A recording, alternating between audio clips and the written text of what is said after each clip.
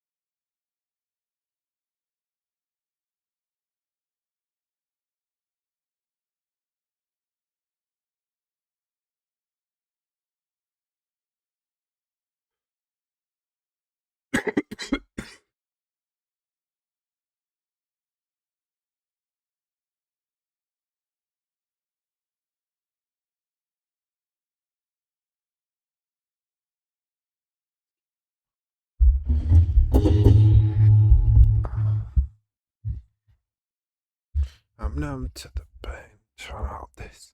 Some fall.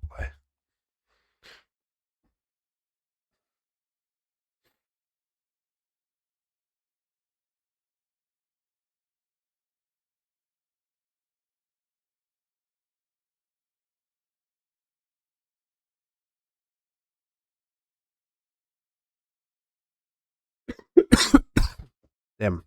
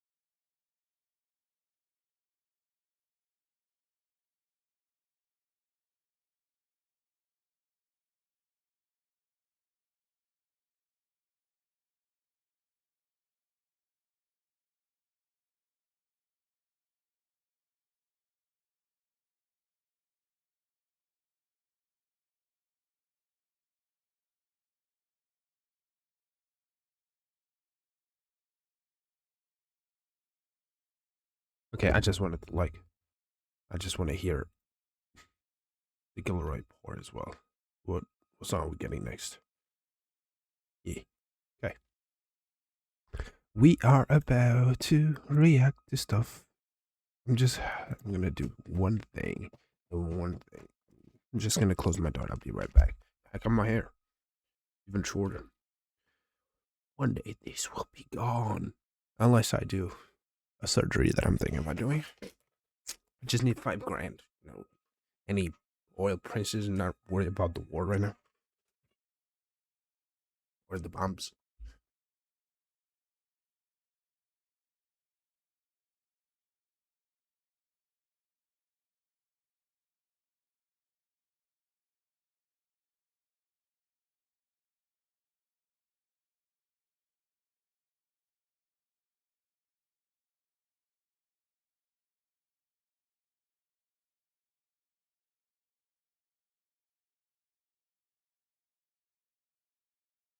This shit is actually a great addition to my bag. Alrighty, let's just boom, boom, boom. Where am I? I'm right there.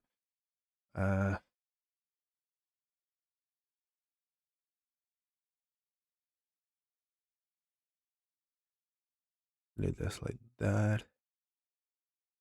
Want you to see everything? Okay.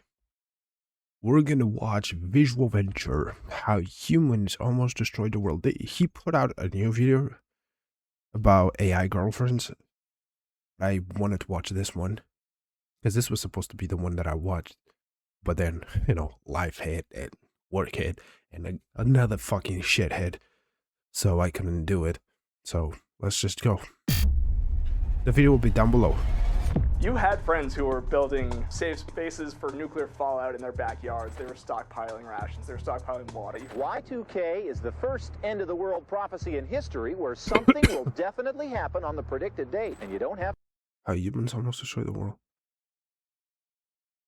Is this based on, like, whatever, like, happened, or, like, the way people thought stuff was gonna happen, so they...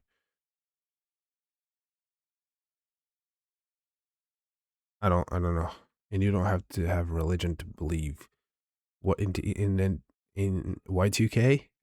How wrong are you? Did you took yourself out? Look, my hair is look like him. Oh, one thing before we continue. This is still going to be on the video because it happened on my channel. Someone comment on my channel. I did a reaction to idiots in cars, and I curse a lot. It is what it is. I do say fuck a bit, and I'm not going to stop because, you know, it is what it is. And someone comment and be like, can you just comment without all the profanity? I wrote shut the fuck up, and I got a community guideline, so I was like, okay, let me stop. And I said, I'm not a friendly YouTuber. If you want that, go watch Nick 830. Okay? Here's the thing. I'm gonna cuss. You know what? You wanna know why? Because this is my channel. This is what I do. I wanna do that. I can do it. You can't because you think you're going to hell. You're already going to hell because you're judging people, but that's okay. To have religion, to believe. Up to maybe 60 to 70% of the population died, which is massive. It's absolutely bonkers. The Soviet colonel who famously saved The the world Black from Plague? nuclear war has passed away. Hollywood movies about the end of the world sometimes aren't fiction. Humanity has come close to extinction many times, and most people have no idea. In this video, we'll explore disturbing events that almost... Oh, people have no idea, so it's not like Black Plague or like the nuclear war type thing, or what I forgot the word. Ended humanity. From deadly Warnings? plagues to malfunctioning weapons, we'll relive all the terrifying moments that nearly wiped us out. So Stuff I wanna that thank we you guys don't know. because we hit 1.5 million subscribers. The new goal is 2.5 million by the end of 2026. It is an absolutely crazy goal. It's my so it goal means too. the world I have if you 8. subscribe, and I will do my very best. I have 942 subs. My goal is also reaching a million subs by the end of this year. Will it happen? Hell no. I mean, fuck no. And by the way, if you complain about me pausing, I'm supposed to pause and talk. That's what reacting to this is. And if the creator that made the video don't want me to react to it, okay, if he doesn't want me to, just let me know and I'll delete the video. It doesn't bother me whatsoever. Just don't strike my channel. Just tell me, yo, can you not do that? And I'll remove, and I'll never react to your shit again. I might still watch the video, but I won't react. Put out the best videos I possibly can for you. I'm Visual Venture, and you are awesome. Today, the world almost exploded.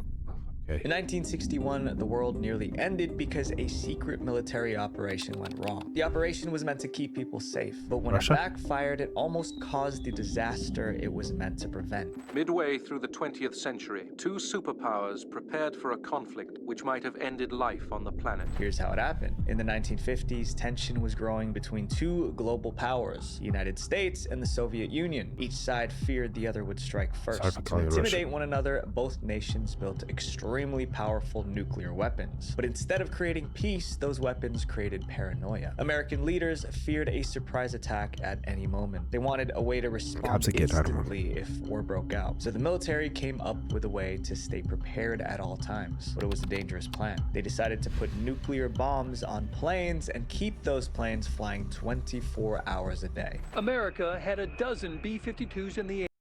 Bro, why do you guys think that the best way to go to have peace is to go fight someone else? Have you thought about like just minding your fucking business type shit? You know, if the situation is really that bad in the country, they are the ones who need to have a revolution to fight. That's how most countries, you know, got rid of their top leaders. So America is always like, oh, I want to put my hand on that shit. Mostly because probably they have oil or some shit. It's money. Air at all times, ready to strike the Soviet Union at a moment's notice. If war started, the bombers would already be in the air. All they would need was the order to attack. The planes could even refuel mid-air, allowing them to stay airborne for hours. But that was what I was gonna ask. How the fuck are they up there? What if they run out of fuel? Are they gonna drop like in a different country and blow like half of the planet?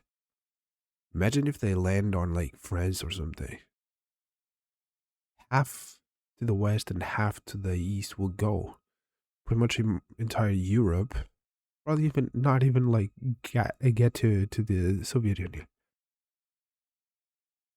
strategy came with a huge risk. If one of those planes crashed, the nuclear bombs would crash with it, and that would be devastating. In 1961, that nightmare scenario became real. On January 24th that year, a plane took off from an Air Force base in North Carolina. It was carrying 2 nuclear bombs. Each one had the explosive power of 3.8 million tons of dynamite. The flight began without trouble. Then the crew noticed a serious issue. They had this huge fuel leak. They lost 19 tons of fuel in 2 minutes. Something was really bad wrong with that thing. Fuel was pouring out of the plane. Without fuel, the aircraft would fall from the sky. And with 2 nuclear bombs on board, a crash would be catastrophic. The plane was ordered to return to Seymour Johnson for an emergency landing. When the aircraft had descended to about 10,000 feet, the pilots were unable to control it in steady flight. The pilot flew as fast as he could, but it wasn't fast. Even if they drop it, like, let's say they drop and that shit drops in the ocean, that would still, depends on where it is, we'll probably still hit some countries.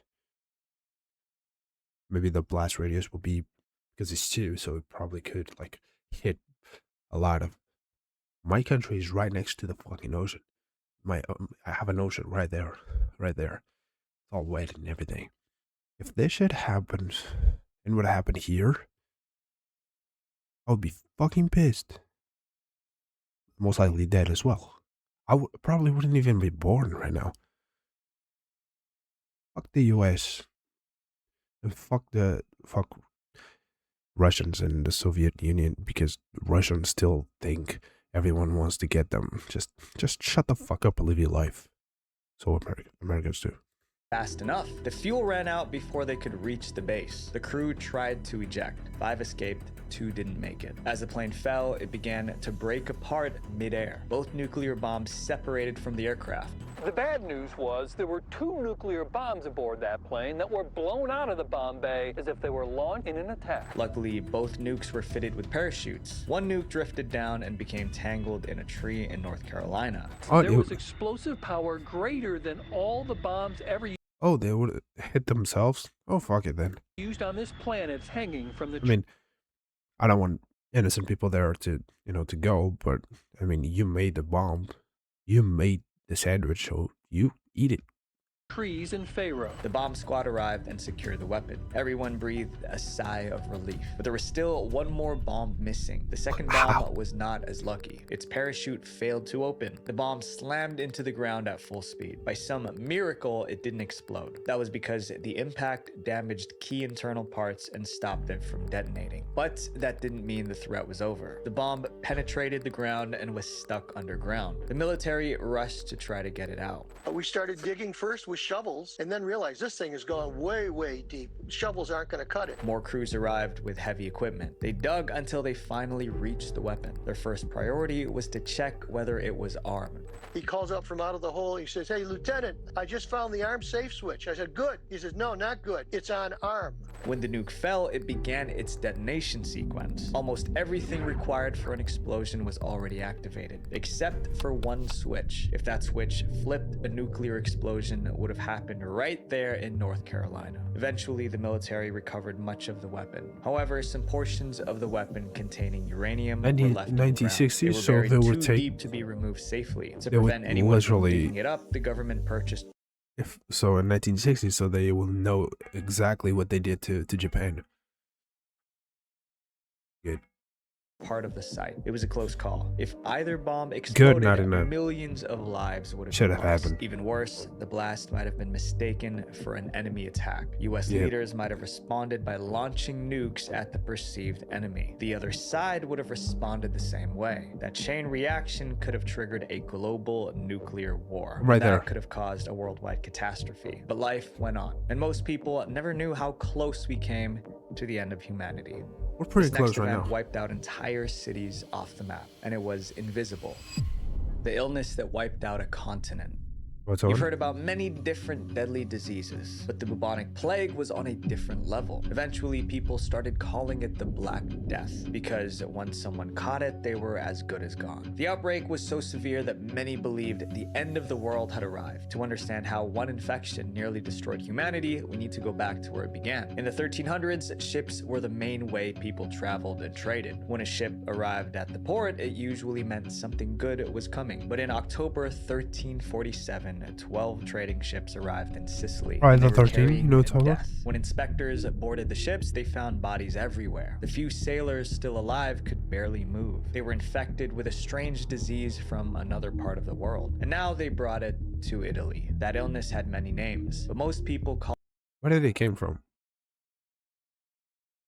Because for them to bring it to Italy, it means they had to cut somewhere else.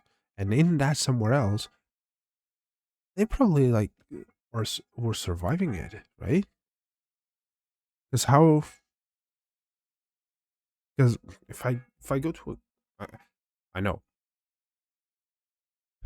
this is what 800 years ago. If I reach that place and I see a bunch of fucking people dead, and the way the Black Plague was like around was like what they were blood out of their mouth, ears and shit, eyes and shit. I think it was it. Do you think they were surviving that? How they got? Did someone invented it and be like, let me take this dude's bone, infect them with that, with black mold.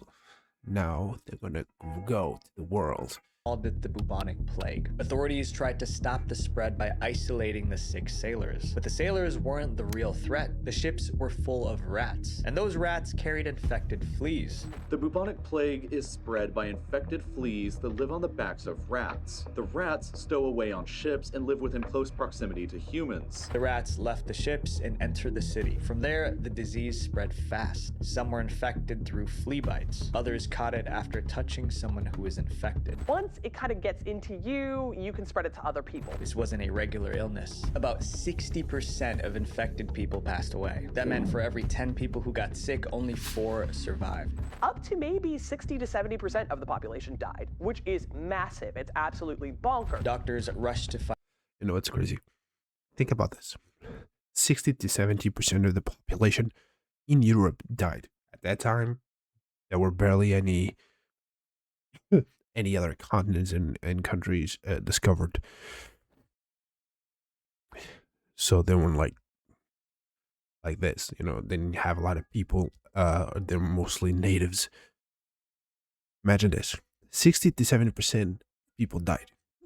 If you're watching this, not only just you, but me, Visual Venture, all of us, we're here because our ancestors did not die during this time. They survived this. That's the only reason why we're here, because they survived it. If we're alive right now, we are descendants from like people in ancient Greek, ancient Rome, from 10, 20,000 years ago. We probably had ancestors hanging out with dinosaurs. Did we? Not like there were cavemen during the dinosaur era, right?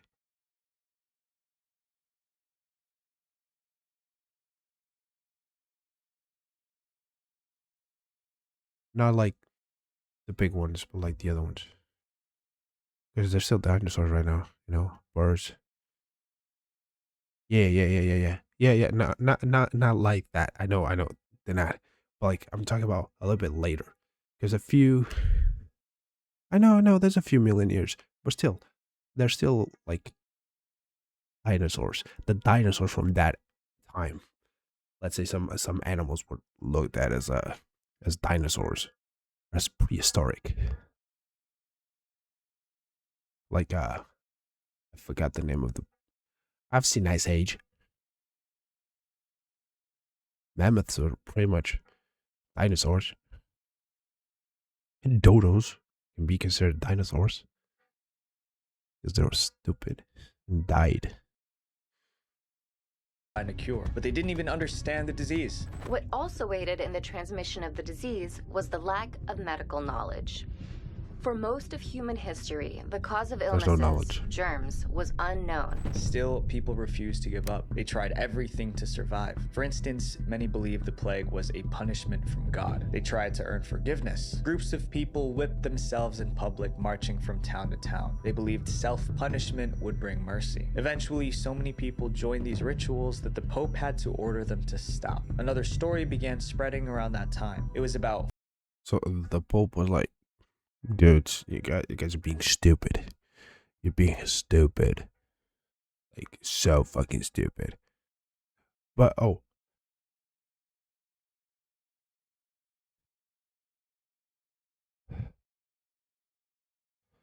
Still, if we go back 66 million years ago, there's a part of us that was there. That was there. That's kind of close. 64 million years, what was that like? Just a couple fingers away. I wasn't thinking about like dinosaurs. I was thinking about like, because there were some animals, some big ass fucking bitches. Hey, that means that guy, that rat, that shrew, you know, he went on to make me, you, and everyone watching. So is Visual Venture, everybody. He made us. Or it was just God was like, one here, another here. Or just no, there was two, a woman and a man, and they each other. Then they had to like incest and shit, which makes sense. And that's why there's so many R words in the world, because everyone is related. Probably. 4 thieves who robbed the homes of the sick. Somehow they were able to get near the infected without catching the disease. The thieves claimed they protected themselves by drinking vinegar mixed with herbs. They also rubbed the mixture on their skin. The thieves were eventually caught, and legend says they traded the recipe in exchange for mercy. That mixture became known as 4 thieves vinegar. At one point, people even believed money carried the disease, so they began washing money with vinegar. But none of these remedies worked. The plague continued to spread. The plague. Money, like we're talking about, like just like coins and shit. That was like right at that time. Oh, Genoa. It was just coins. I mean, coins could carry. I don't think it could carry diseases, but they've been on someone, like a bunch of fucking people's hands. So I don't know if they can carry, because they're not like, I don't know, maybe they can. Maybe there's like a disease that goes like, oh, let me stick to this coin, and when they reach that person, I'm just gonna, you know, even if it's like, they probably have like a,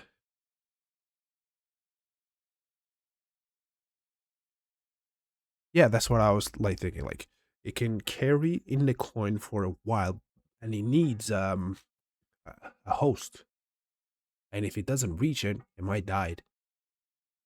I don't know how the Black Plague was like when it came to if it needed like an actual host or not, because I don't know the body temperature of rats and humans. The rats like they get a higher temperature than us. Or is it low? I don't know. That I don't know.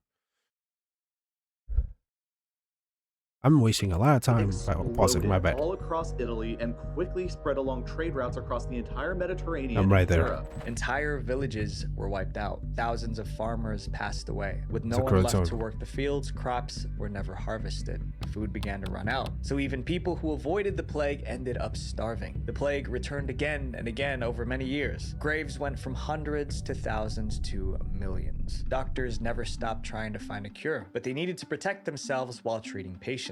So during later plague outbreaks, doctors wore long cloaks and bird-like masks. They even stuffed herbs inside the masks to protect them from breathing in the disease. Over time, doctors noticed something important. Isolating the sick slowed the plague down. Quarantine became the only effective means of stopping the spread of the plague. Authorities in Italy declared that every person with plague be taken out of the city into the fields to die or to recover. And as they did that, the plague subsided. When it was over, Europe felt hollow. The BBC says an estimated 25 million people, over a third of Europe's population, succumbed to the plague. It took centuries for doctors to fully understand what caused the plague. In 1894, scientists discovered the bacteria behind the plague outbreaks. That discovery changed the world. It helped shape modern medicine and public health. Why was the Black Death so deadly? Great question. Basically because there's no antibiotics. That's it. The plague showed no mercy. If it kept spreading at the same rate for a few more years, humanity might not have survived. In Poland? I haven't seen it, so let me see. Let me think. In Poland. Poland's pretty much in the middle. The fuck?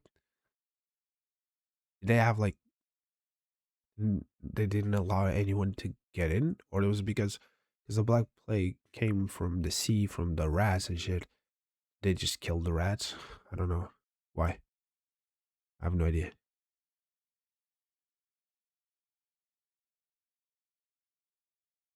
This next story reveals how technology almost destroyed life. Jews? Jews is the answer? What'd that mean? How did they... How?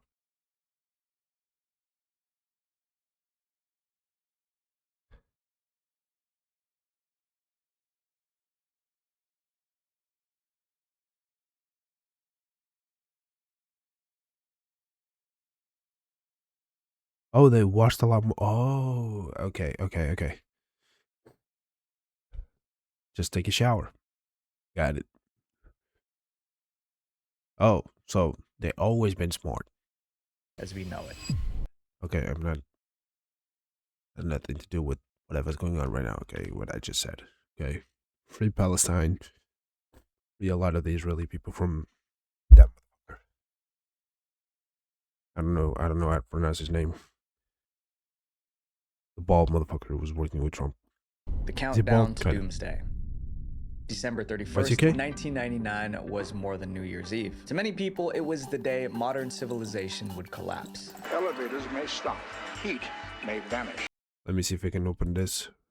Ooh.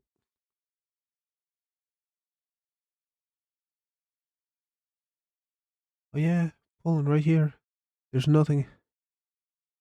I don't want to download. Can I just click it again? Yeah. They kept themselves clean. Damn though. Is it? Oh, advanced. Okay, okay. I thought it was like, yeah, the red ones. Lisbon. We're almost dead.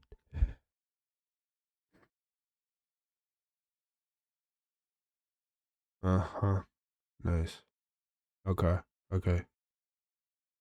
Good shit.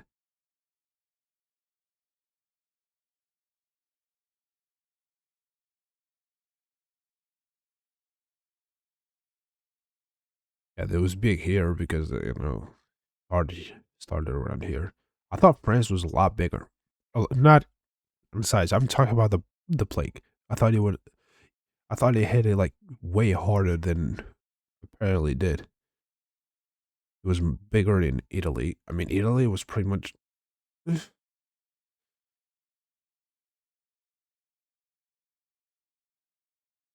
Even Portugal. Portugal was. Portugal, Spain, England got hit a lot. France was not hit as much as I thought because, the north side, between Nicanau and this area, but this area is kind of, free. I thought they would hit the most.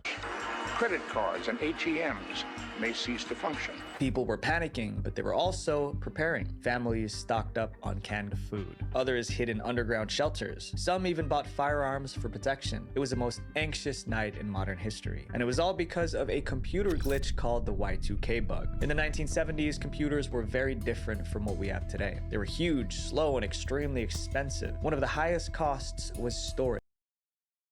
Did that guy that was talking like this guy here, was he the one who started the whole thing? Who said, oh, this will happen?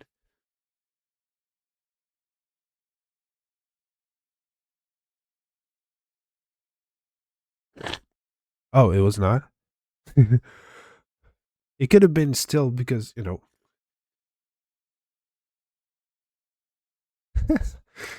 just a myth. Okay, so it's not the Jews.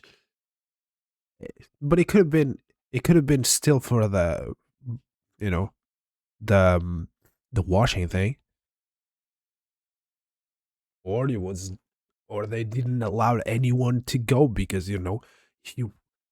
maybe they had like a wall type shit that nobody could walk into Poland. Maybe they had that. Or everyone was dead there already. I don't know.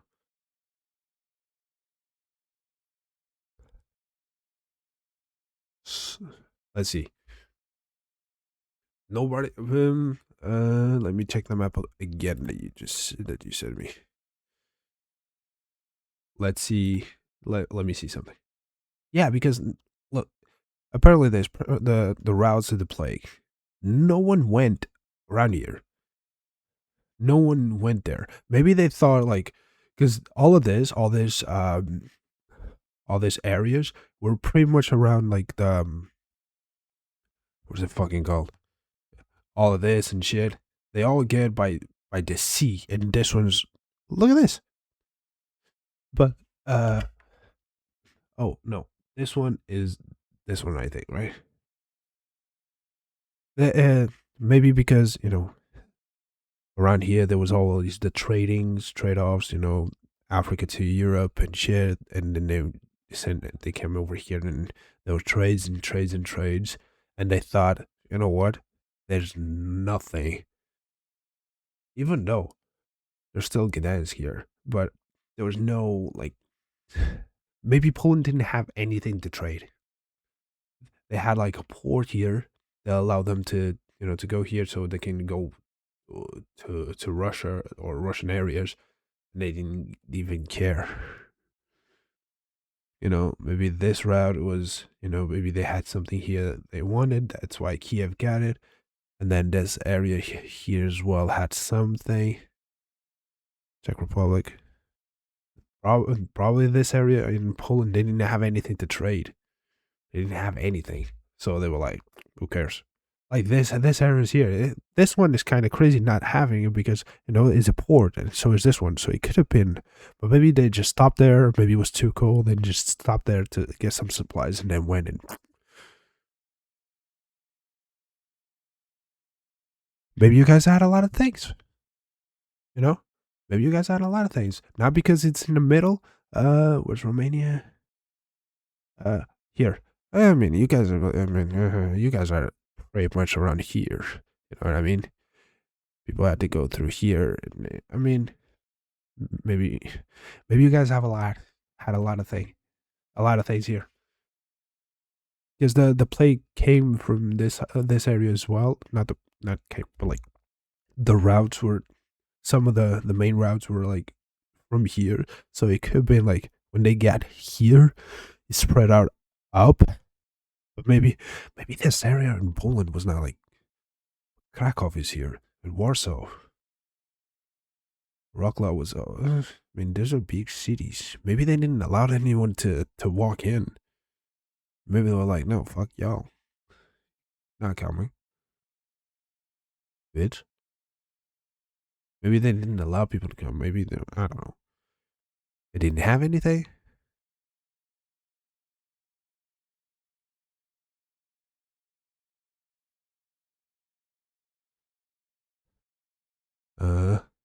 Where am I?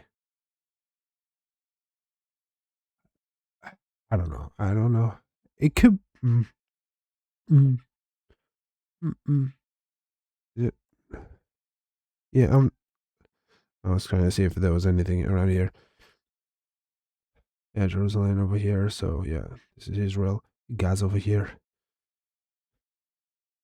Palestine would be around here, right? This area. Maybe a little bit here and this, right? Maybe they didn't have anything there as well. Like, and I mean, a lot of this area here was just desert. Maybe it was too hot for the plague to, or for the not the plague, but like, oh yeah, but the Jew thing, yeah. But maybe still, it could. I mean, it was a probably important port because it will lead them to a lot of the Asia area. So they could be like, a lot of non-Jews there. No data. Yeah, makes sense. But it could be like a lot of this area because of the desert. It could have been like too hot. Egypt is not. Yeah, it's right here, Cairo. But again, there are ports, so they could have got from Europe as well. I mean, where that shit even came from? They were talking about, right? They said where? Ajaccio is here. Okay. Grab a little bit of the port. So, you know, Alexandria, then Cairo, obviously, but probably they never came here. Maybe it was when it first came, 1346. So yeah, where's the started here? Advanced at the plague. It started around here and went all the way here. Yeah, grabbed the ports and then they reached Sicily, were pretty much just brought to Europe, to the entire of Europe, obviously. And it started as well as around here. Yeah, there's probably someone or a lot of people that came from here. The trade routes, yeah, arrives around here. So you came here to the trade. This is there's rivers here. Maybe there was a river around here. No, there is a river around here that connects to this one. So they get here and then they get here, all the way here. They probably had to stop around this areas to get stuff. They came here, get stuff, and they, you know, brought it the same way around here. There's no rivers. Wait, but there's a river. In Poland, there's rivers. Maybe they don't know about it. Maybe they didn't have anything Maybe they didn't have any data on this area as well, because nobody told them, you know? How they just, just grab everybody and they'd be like, okay, all of you will go die or recover. Maybe around here was the same thing, and everybody that they got it already knew about these areas, and they just like, get the fuck away, go there, go there, go there, go there. They all die around here. Nobody died here. I was the goon. I don't want. I was the goon. Let's go to the Y2K.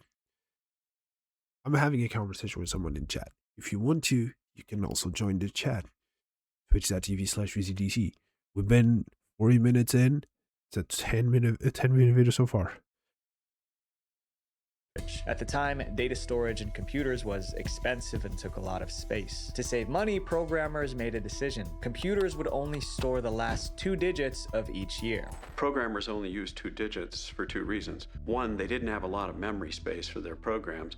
And secondly, they never imagined their software would last as long as it did. So the year 1975 was stored as 75. 1989 became 89. For decades, this caused no problems, and society became dependent on computers. Hospitals used computers to monitor patients. Power plants relied on them to generate electricity. Planes depended on software to fly. Even nuclear weapons contained millions of lines of computer code. Simply put, computers ran the world. Then in the early 1990s, someone asked a shocking question. Why use 4 numbers when you only need 2? And then they recognize, what date is a computer going to think it is when we get to 2000? The answer was alarming. Computers would record the year 2000 as 00. But to a computer, 00 also meant 1900. That meant time would jump backwards by 100 years. And that jump would make millions of computers glitch and crash all at once. The potential damage could be catastrophic. Most people had no idea this problem existed. Then in 1993, a software expert published an article warning about the glitch. People read it and panicked. The media amplified the fear. Now, the federal government is comparing Y2K to a huge natural disaster, like an earthquake, a hurricane, or a tornado. Hollywood released movies depicting worst-case scenarios. Y2K, the movie. There was even a documentary titled Y2K Family Survival Guide. People became convinced the end was near, so they prepared in very different... That guy talking was Leonard Nimoy. I have no idea what that guy was, okay? Until I read the name, and now I know who he is. He was not the one to be blamed. My bad. I watched The Big Bang Theory, that's why I know who he is, okay? It was nothing to do with Star Trek. I never watched Star Trek. Ways. Some got protection. He's just presenting. I've got a revolver right now, but I wanted something more. Others bought enough food to last a year. Religious groups prayed for God's mercy. Even business owners saw an opportunity to profit. Call now and order your ultimate Y2K survival kit. But while the world panicked... By the way, Americans, listen. Hey. You made a lot of millionaires because of how stupid you guys are. Just saying. You made a lot of people, because of this, millionaires and billionaires. That's why there's such a big disparity in wealth in your fucking country. Because you took this as the natural thing. Because you don't think computer would go do that. What if computers died? Oh my god. Everything just stays to stop working. How does that fucking make sense? You guys are stupid. You made millionaires. And now, those millionaires have kids in their 30s and 40s. And a lot of them are billionaires now because you kept giving them money. They created more because they have a lot of money to spend. And now you have what you have. Congrats. You guys are stupid. Programmers were trying to solve the problem. Every 2-digit year had to be found and rewritten, and it all had to be done before midnight on December 31st, 1999. It was a race against time. Soon, that day was here. December 31st, 1999. Governments around the world were on high alert. Behind me, you've got representatives of all the government departments here, and they're waiting anxiously. The Department of Health, the DTI, the Treasury, all that kind of thing. Families stayed home waiting. Fears of the Y2K bug are keeping many people grounded, and most say they'll settle for being close to home with family and friends. Eventually, midnight arrived, and the world didn't end. What happened when the clock struck midnight on January 1st, 2000? we reached the year 2000. Everything actually turned out to be just fine. You know what's crazy? They know about time zones, right? The year 2000 was already in Australia for like, what? Depends on where you are, but like 8, 9, 10 hours already? They're fine. The world didn't stop to, they're like, okay, midnight here in Australia. Oh, everyone dead. Move a little bit. Dead. Move. Dead. Dead. Dead. Reach Portugal. Dead. And then reach, I think it's Brazil. Dead. Some other areas of Brazil. Boom. Oh, we reach United States. Everyone dead. Dead. Dead. Dead. Dead. And there's time zones in like New York and LA. There's like, isn't it like 30 minutes? Or an hour or something? And there's an hour. There's 30 minutes on another country, another other area, but there's an hour or something or whatever. So New York reaches midnight, and it's still like 11 p.m. or 10 p.m. or whatever in LA. Yo, I'm in LA. Yo, I'm in New York. Oh, so you didn't die? Nah, we're fine. Oh, cool. Guys, everyone's fine. Boom, done. Yo, are you good? I don't mind. Yeah, we're good. Oh, so nothing. But this was not luck. During the 2 years leading up to Y2K, IT professionals spent an average of 70 hours a week rewriting code. It cost between $300 to $600 billion to fix potential problems. But their hard work paid off. Planes kept flying, banks stayed open, hospitals kept running, and the Y2K bug did not destroy the world. This next chapter was undoubtedly the deadliest conflict in human history. The war that almost ended civilization.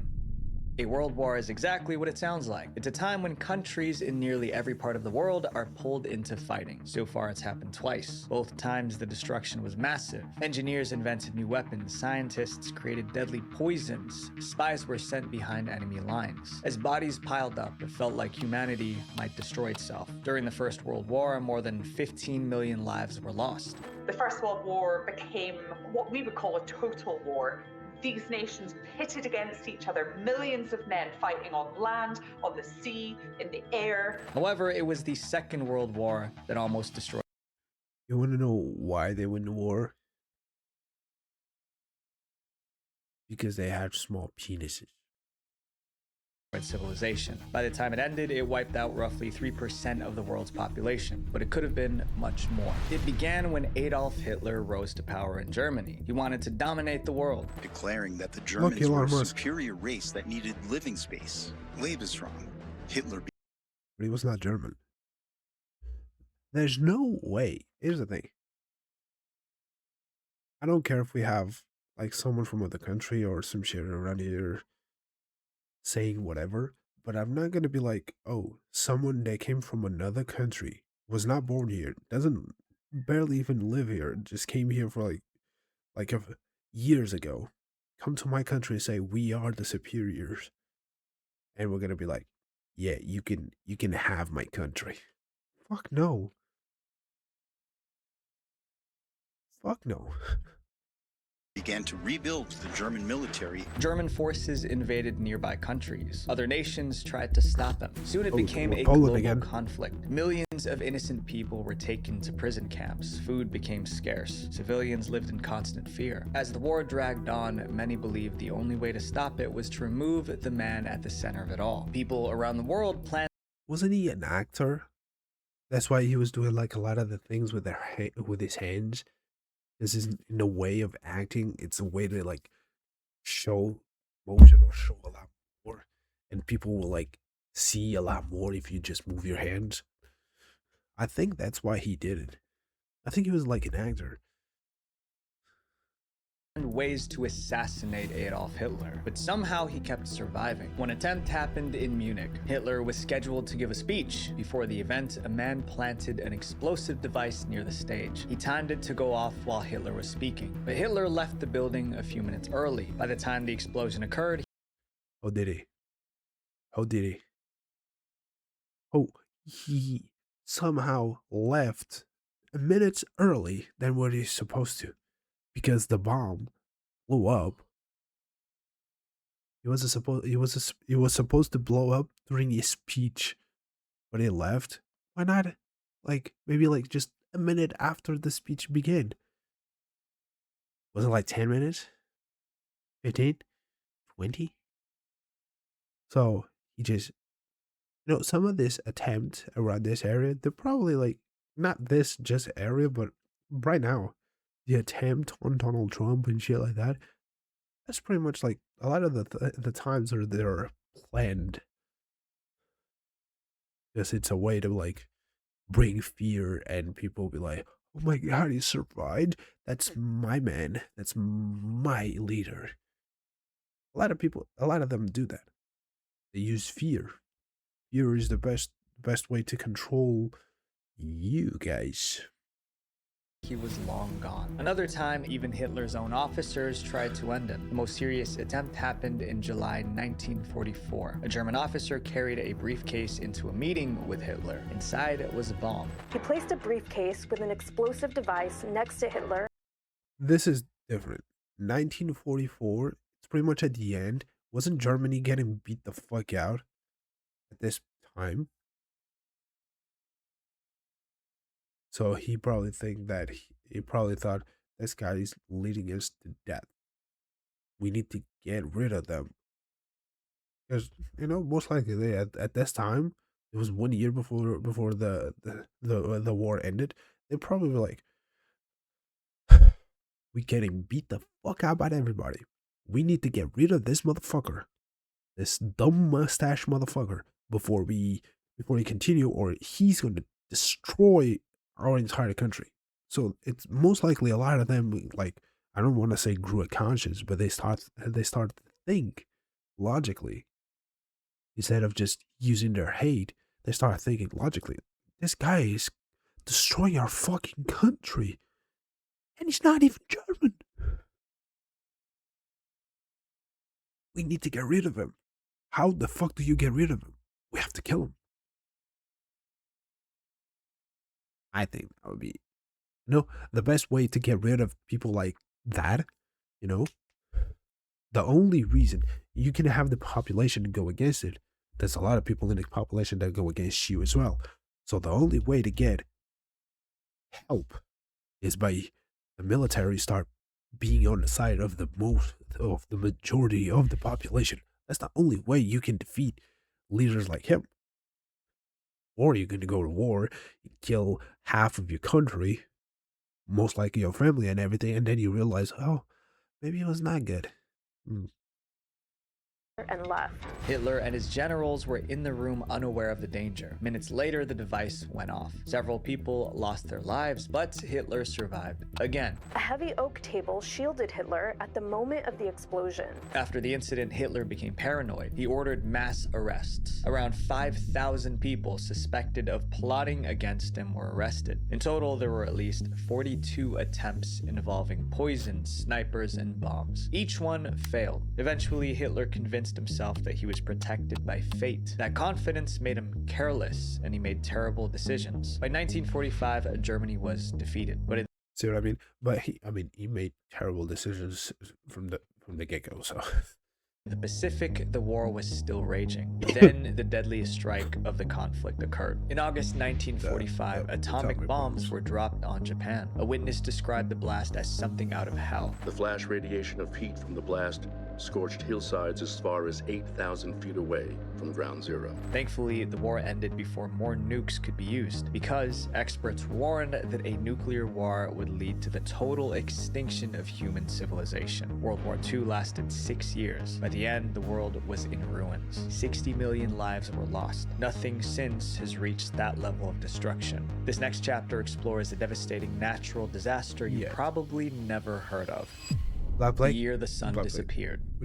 Volcanoes erupt all the time, and most people barely notice. But in 1815, one blast was so powerful it nearly ended the world. It didn't just destroy land, it poisoned the sky. The sun disappeared, crops failed, and the earth. Is this The Last of Us? Notice. But in 1815, one blast was so powerful it nearly ended the world. It didn't just destroy land. Is this Call of Duty maybe? And it poisoned the sky.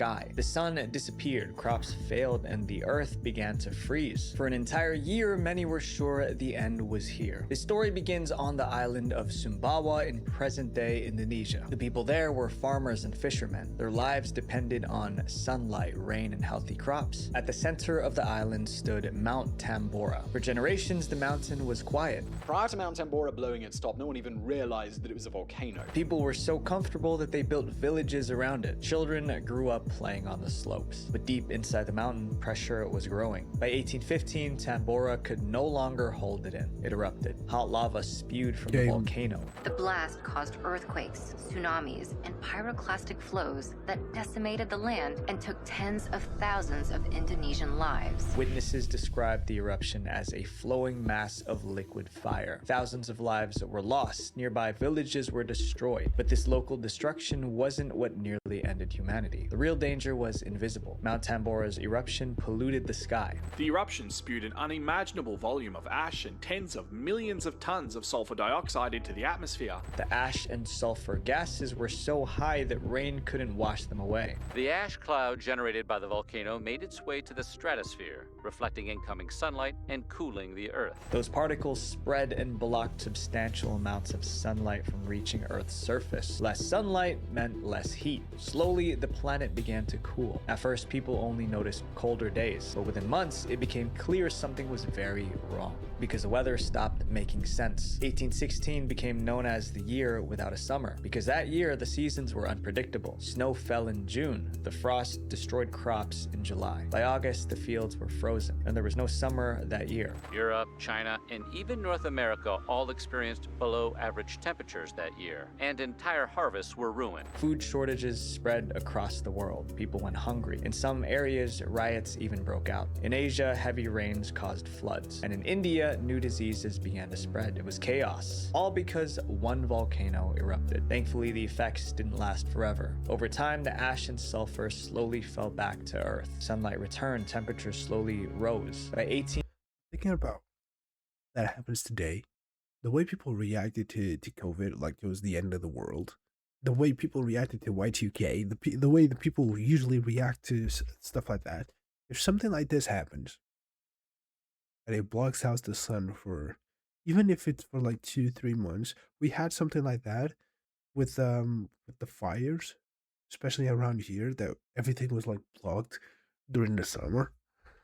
We barely had any sunlight, and when we had the issue with we had a blackout for two or 3 days or some shit. It was literally like no light. There was like an issue in I think it was in Spain or something, in the electric thing, whatever the fuck it's called, and it like Spain, Portugal, and I think it was a bit as well of France. I don't really remember. There was like 2 days without light, 2 days without electricity, and God, just those 2 days was fucked up. I work at a supermarket. Shit was flying out. There was people buying shit all the fucking time. We had light because we had generator. I never worked so fucking hard in my life. That shit was bad. People would always over fucking react. And here's the thing. When it comes to like, okay, you have electricity, you have food in the fridge and in the freezer, so shit might just, might be bad for you, because the food might get cooked, not in a good way, but you probably have to cook the food, and you can't store it. It was during the summer, it was hot, you cannot leave the food outside, because I said it's gonna go bad in a few hours, probably. But here's another thing. A lot of the people cook in electric stoves. They couldn't cook, so they had to go and grab a lot of bread, a lot of ham, cheese, and shit like that to make sandwiches, because that's how they could eat. Oh, they could get food, but they couldn't heat it up at home. They couldn't do anything like that, so they would go to my place to eat, and it was awful. Probably some of the worst days I think it was just 2 days, because I remember having electricity after. Like, nobody had phones because, you know, they couldn't charge it. It was bad. But people really overreact to when it's stuff like that. I forgot what I was going with it when I said it. So now we're just gonna go back to watch it. Oh, I was like, what if this happens and we go like 3 or 4 months without sun? Especially now. People would just take themselves out. In 18, the seasons were acting normally again. Crops grew back and foods returned. Against the odds, humanity survived. This next chapter is about a man who had a 50-50 chance of saving the world, and he guessed right. How one man saved the world. In most jobs, making a mistake can get someone fired. At worst, a company loses money. But in September 1983, one man was tempted to make a mistake at work. And if he did, the world would have gone up in flames. Literally. His name was Stanislav Petrov. He was a lieutenant colonel working in a Soviet military command center. His job was to monitor an early missile warning system. The system scanned the skies for missiles heading toward the Soviet Union. If I think I heard of this an one. attack, Petrov had to immediately I think I heard of this one. I think there was something in the radar that he thought it was, but then he, I don't know, where he decided, no, what, I'm not doing it.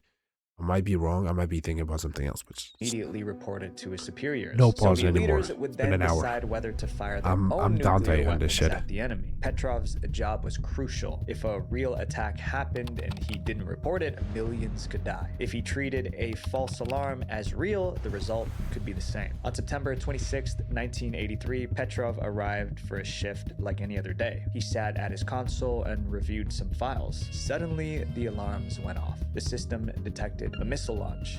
The siren sounded very loudly, and I just sat there for a few seconds, staring at the screen with the word launch displayed in bold red letters. Petrov checked the screen. It showed 5 missiles heading toward the Soviet Union. Petrov knew the procedure. He was supposed to report the alert immediately, but he didn't. He kept staring at the screen and started thinking, why only 5 missiles? A real nuclear strike would begin with hundreds. It would be designed to destroy the country in one massive hit. Petrov also knew the missile warning system was not 100% foolproof. It could potentially have an error. He had a choice to make. Should he pick up the phone and advise a retaliation strike against the United States? He doesn't have much time to make a decision. Petrov felt he needed more information. He remembered that ground-based radar could confirm incoming missiles. He checked the radar reports. It showed no missiles. At that point, Petrov had only seconds to make a decision. If he reported the attack as real and it wasn't, the Soviet Union might launch its own missiles. The United States would retaliate, and the world could end in a nuclear war. Petrov made his choice. And then I made my decision. I would not trust the computer. I picked up the telephone handset, spoke to my superiors, and reported that the alarm was false. After reporting that the system was giving false information, Petrov waited. If he was wrong, he would know soon. A nuclear strike would hit within minutes. 23 minutes later, nothing had happened. The early missile warning system was wrong. Those 5 missiles didn't exist. Later, investigations revealed the false alert was caused by a malfunction of the satellite. The satellite mistook sunlight reflecting off the clouds for missiles. Petrov's commanders never rewarded him for saving the world from nuclear war. For years, no one outside the military even knew what happened. Almost a decade later, a former commander revealed the story in an interview. Western media picked it up and reporters began searching for Petrov. By then, he was an old man living in a small apartment. Before long, he became known as the man who saved the world. Petrov received hundreds of letters of recognition from all over Europe, but he never understood why. He said he had just been doing his job. Hollywood made films and documentaries about him. He received an award at the United Nations. He was celebrated as a hero until his last breath. The Soviet colonel who famously saved the world from nuclear war has passed away. The scariest part about these near-extinction events is that most people have no idea how close we came to the end. We walk through life thinking we're safe, but the truth is we are more fragile than we think. So my friends, be grateful for everything you have today, because tomorrow isn't guaranteed. Visual Venture. Wait, before you go, make sure you guys watch my video. I'm not going to, but I'll maybe later.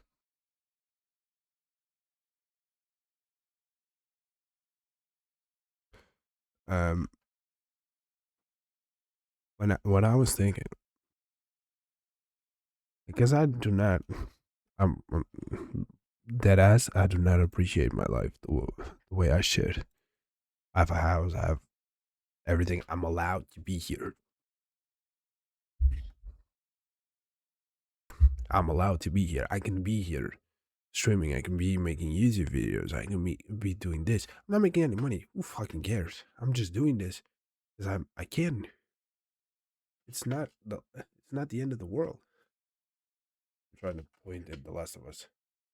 It's not the end of the world.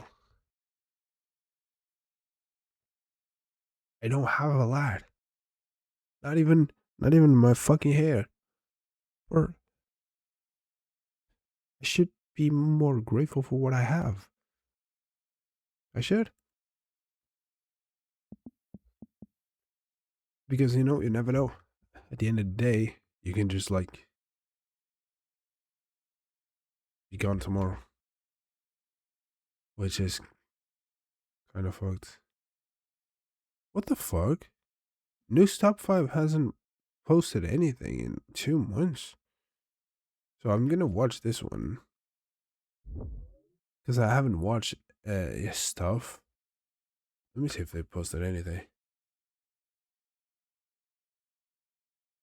No, hasn't posted anything in 5 years.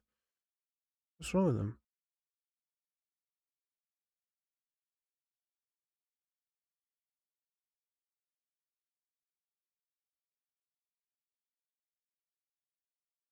I hope you're doing good, Nukes. I hope you are. Jonathan Javier Molina works as an EMT What's the fucking video? in Mendoza Province, Argentina. Yeah, you heard that. You heard that right. We're going to Argentina.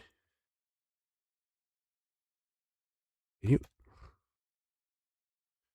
pressing the wrong button? Boom, boom, boom. Is it this one? It is. So we're going to watch scary, spooky videos. It's 10 scary videos. Don't watch alone. From Nuke's Top 5. Shout out Nukes. It's been 2 months since he posted anything. I hope he's doing okay. A lot of people talk shit, but it's not his fault, He gets what he gets. If it wasn't for, most of the shit, even if it's fake, because he never said, oh, it's real. No, he'd always be like, what do you think? So shout out to Nukes. I hope he's doing okay. Jonathan Javier Molina works as an EMT in Mendoza Province, Argentina. One night after finishing a late shift, he's sitting just inside the hospital corridor when he notices something very strange. He thinks he keeps... I'm just gonna pause this to say one thing and one thing only. I'm not pausing a single time from now to the end of the video. That's it. The 27-minute video, this video might be 28, 29 minutes max. Let's just go. We're just gonna watch together. Seeing someone sitting inside his car. He pulls out his phone and starts recording. And what he captures is truly bizarre. Estamos en este momento en el microhospital, escuchamos un golpe. Not even look at a pause to like check everything. Cuestión de que no hay nadie atrás nuestro. Y miramos dentro del auto y dijimos, oh, pues el auto... ¿Qué mierda es? Lo peor de todo es que no queremos salir. O sea, no... Un miedo, la puta madre. Can you just move a little bit to the side? Se mueve adentro el auto y no hay nadie. O sea, Remove ahora yourself vamos a ir a from the controlar el door. auto. So it might be like a Parece como reflection si on... fuese un reflejo. Oh wait, that's what it said. It said it looks like a... Oh, it's moving. La puta madre. Oh, he moved. Is there someone up there? Whoa, he went by. Oh, it disappeared. Disappeared when he... Vamos rápido para que vean que no es mentira. Mamá, la piel de gallina, hermano. Piel de gallina. Cagazo.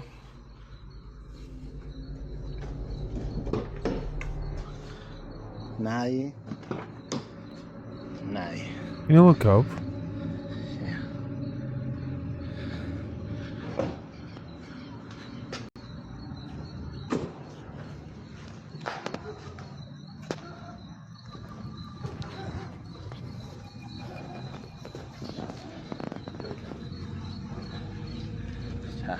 Nadie.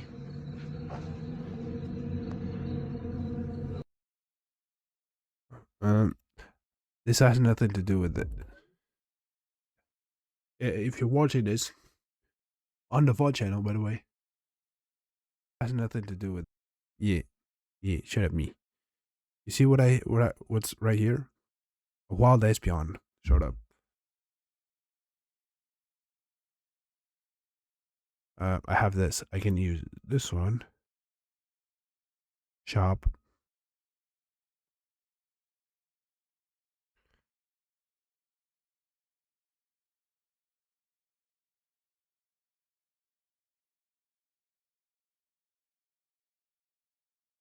Let me see if I can get this espion. Pokey catch.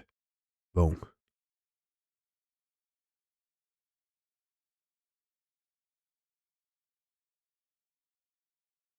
Go.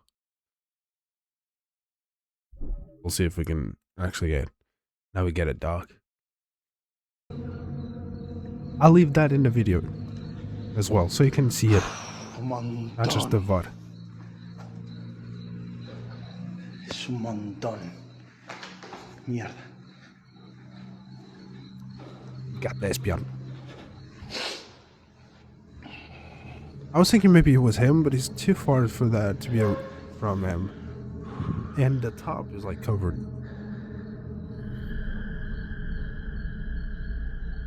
Y encima nos mira la puta que te parió.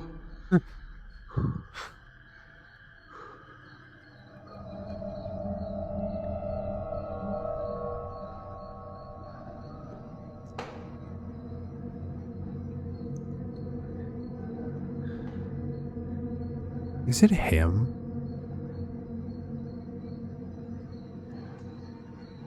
No, chavo. It doesn't look like he's moving because he's like this. Just. I'm not getting goosebumps. Usually I get goosebumps when the thing looks real. When it's real. Jonathan films through the glass doors and spots a pale, translucent figure just sitting in the passenger seat of his car. It's faint, but the shape is clearly there. He goes outside to check, opening both the front and back doors and showing the empty interior. He even pans around to prove that no one is nearby. But after going back inside, he looks back out at his car and is shocked when whatever it is appears in his car again. This time, it seems to be staring right at him. So, did Jonathan capture a ghost outside the hospital trying to hitch a ride? And if not, then just what is this? Let me know what you think. You know what I'm thinking right now? Graveyard shift. Someone in the back. A security guard working the overnight shift at a cemetery decides to film a quick video for his brother-in-law, just to show him how creepy the place is after dark. He heads into the on-site crematorium to do a little filming, and that's when things get he's reflecting weird. by something, and then whoop. Lights, they turn off automatically at a certain hour. And I'll tell you right now, I'm gonna walk you through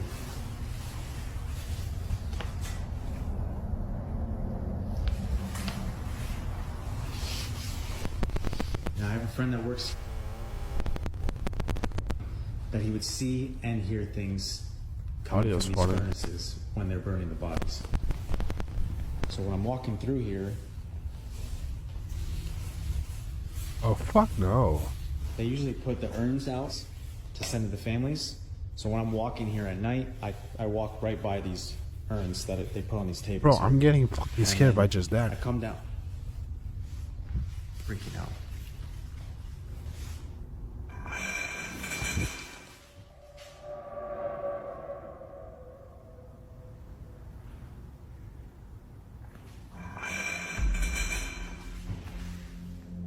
It's moving.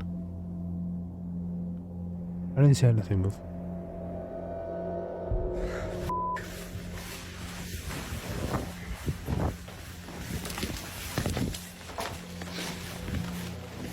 Oh, the lid moved? I'll wait for nukes. He's gonna tell me. What the? As he walks deeper into the room where the bodies are cremated, the audio on his phone starts to glitch. Then he freezes as he hears a sharp clinking sound from somewhere nearby. He turns the camera, and that's when he notices one of the urns. An urn that actually has someone's ashes inside, and the lid is moving. It slowly tips upward like something inside is trying to get out. And with that, he decides he's seen about enough. He starts heading for the exit when he notices movement again, this time in the doorway. The curtains are swaying even though the air in the room is still. And then, clear as day, something pushes them open from the other side. The air was it. him. The guard just makes First. a run for it. The second part. So is something different. lingering inside the cemetery's crematorium? Are the spirits of the departed not really departing? Let me know. The Transparent Trespasser. His name is Florida live streamer named Michael mostly posts gaming paranormal content thing, on his social media. He's not a ghost hunter, and he's definitely never filmed anything paranormal. Until now. Michael says his mom has been complaining that something keeps waking her up by tapping on the bedroom window every morning before sunrise. He says his dad brushed it off at first because the window faces their backyard, which is surrounded by a gated and locked 7-foot fence. Nothing should be getting back there. Eventually, after hearing the complaints a few too many times, Michael's dad sets up a camera pointing out the bedroom window. What he captures chills him to his core. All right, look, it's starting now. The security light turns on. It picks up.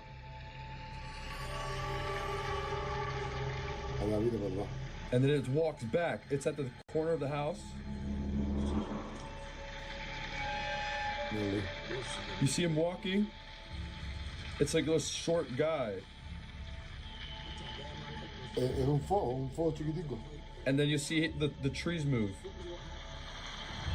Y los árboles se movió. Y camina, es una persona, no es una persona chiquitica, muy chiquitica.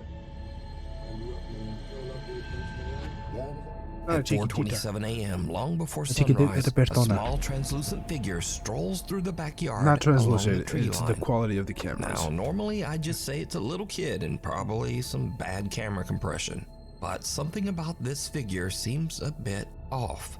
It doesn't really move like a child, but more like a very small adult, maybe 3 to 4 feet tall. And also, why would a child climb a 7-foot fence at 4:27 a.m. just to wander around someone's backyard? So what did Michael's dad capture here? A spirit, a duende, a gnome, or just one very strange camera glitch? As always, you decide. I think it's a camera. Run through the glitch, jungle. but it could be just Over on a the YouTube person channel, that- Josh the Intern, that creator looks- Josh McCartney films his outdoor travel and adventure as he explores the world. In one video, Josh heads deep into the jungles of Sri Lanka in search of one of the country's oldest prehistoric sites, the Belalina Cave, also known as the, quote, Cannibal Cave. As Josh treks further into the jungle, two men suddenly step out from somewhere in the brush, and they begin following him. They match his pace, and they stop when he stops. Eventually, they catch up, and one of the men tells Josh that he should follow them because they, quote, want to show him something. Josh immediately gets uneasy and decides to start filming. I've been joined by some friends. They're showing me around. Very cool. I thought it was a bit strange that as soon as I began filming, they moved out of the shot. But I tried to ignore them and stayed focused on filming the cave I'd worked so hard to reach. Yet every time I lowered the camera, they would tell me to follow them as they wanted to show me something. At this point, I did feel quite uncomfortable, but I decided to give them the benefit of the Never doubt. do this I think these alone. guys want to show me something. All right, we going this way? But when I finally saw what they wanted to show me, everything changed. Wow. It was an abandoned house, and they wanted me to go in first. Okay, I'll follow you. After you. And at this point, out of the corner of my eye, I noticed one of the men was moving behind me. And at that moment, my gut instinct kicked in loud and clear. Get out now. I'm just gonna get one more shot, okay? One more shot. Oh, sorry, I'm just shooting, filming, and doing more. And then I'll come, okay? I stayed calm, acted like I wasn't suspicious, and slowly walked back towards the entrance. But it seemed like they didn't want me to leave. I'll come soon. I just want to shoot this. But you go, I'll stay. And then I come later. I'm just filming everything. Okay? Okay. So I pretended to take the shot, and when I saw they were distracted, I made my move. At first, I walked at a normal pace, as off camera I had told them I'd forgotten something on the trail. But then, I heard footsteps coming after me, and that's when I ran.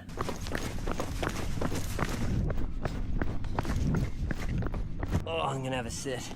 All right, guys, so I have made it to safety. I wanted to wait until I was off the isolated road because there's only one way up and one way down to that cave. The adrenaline is rushed out of me. I ran down that mountain. That's why I'm very, very sweaty.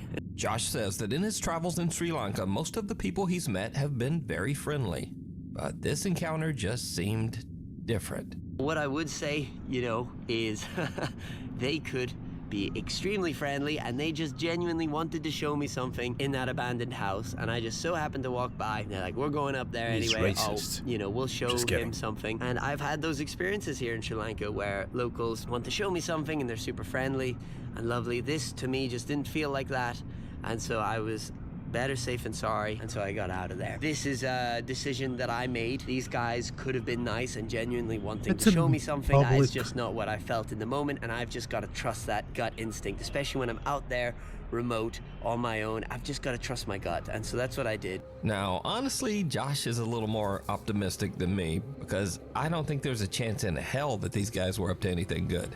But hey, let me know what you think. Were these guys just being friendly? Or was Josh about 2 seconds away from something horrible? The wax shaman. Maria Sabina was a revered shaman and spiritual healer from Oaxaca, Mexico. Maria's fame in the West and the attention it brought upset her local community, and she suffered because of it. She was an outcast to her neighbors. Her house was burned down, and her son was killed. Maria Sabina died in poverty at the age of 90, suffering from malnutrition. As part of an exhibit on witchcraft, the Ocampo Museum in Guadalajara, Mexico displayed a very lifelike figure of Maria Sabina. But soon after it went up, visitors began to complain, saying the figure moved or even tried to grab them. The following creepy video was recorded by one of the very frightened museum visitors.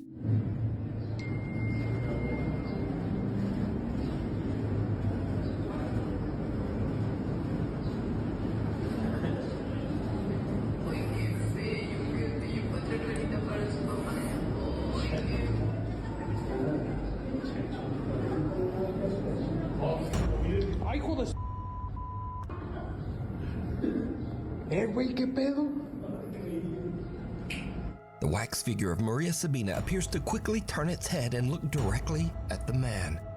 And as you might expect, he just freaks right out.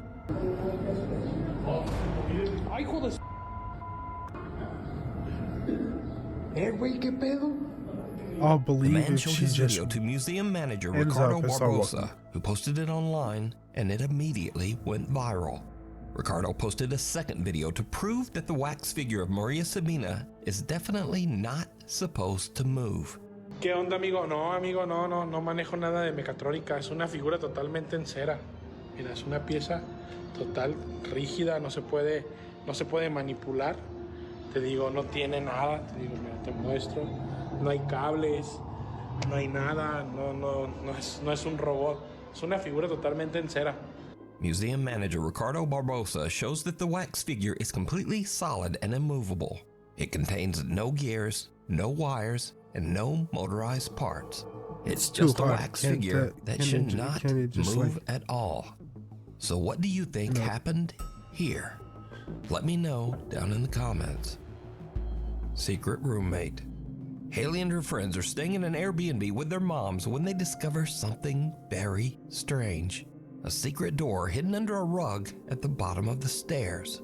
And I wanted to like open it to see what was down there. So then I got my phone because I wanted to get a video of me going down there to like see what was down there because it was actually creepy. Haley starts to record as they open the hidden door, revealing a dark cellar beneath the house. We found a secret door under. Right there.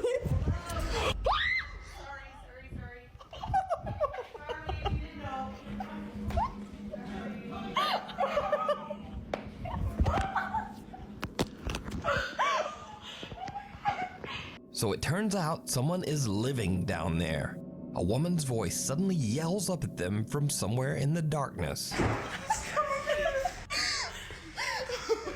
Who got trapped down there?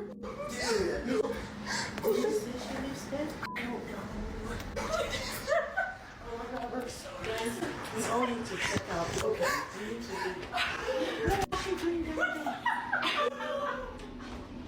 Now, they say they have no idea who was living in the cellar, but I have an idea. It was the owner.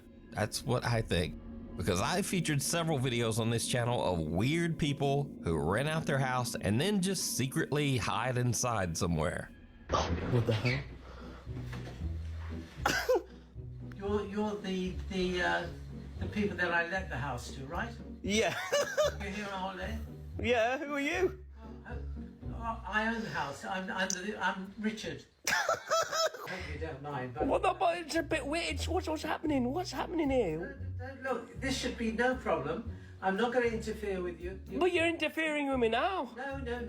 And you, where's your clothes gone? Where's your clothes? They're in the washing machine. So, next time you stay at an Airbnb, just be aware that the creepy owner might just be living inside there with you. And that is truly disturbing. It's not disturbing. Just don't go to fucking Airbnb because a lot of the shit is expensive because Airbnbs email me exist. at nukestop5 Go to a fucking at hotel. gmail.com. You can also tag me on TikTok at nukestop5official, and be sure to tag me only at nukestop5official because there are a lot of fake accounts on there. Living doll. TikTok user Chiki Chica says that her granddad collects old antique dolls and mannequins, something that really creeps her out when she goes to visit her grandparents. One night, she's busy on her laptop in a room full of those old dolls. Tell him about she Pokemon sees cards. Something that chills her to her core. Pokemon cards are better. No, they're better.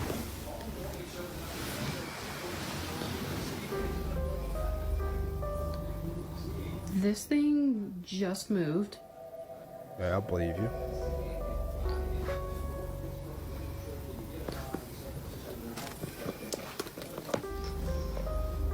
Get away from me, bitch.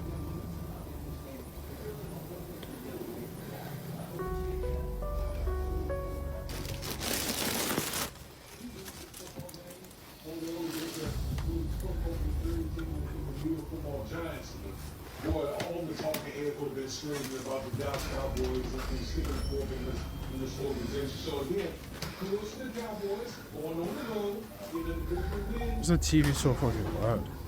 There's a saying in golf, there's no pictures on the scorecard. If you're Dallas, you don't care if it's by 5 or something. You're just happy that you moved from 2-2. The injury to Parsons and anything at this point, he just let right go.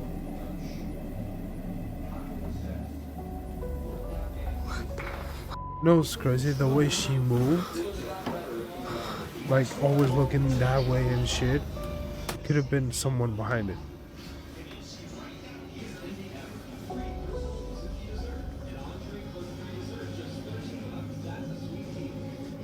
Why is she moving like that?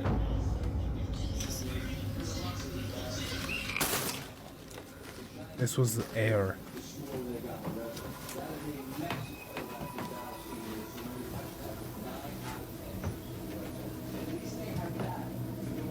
I got the dragon. Are you real? Yeah, bitch. You can do it again.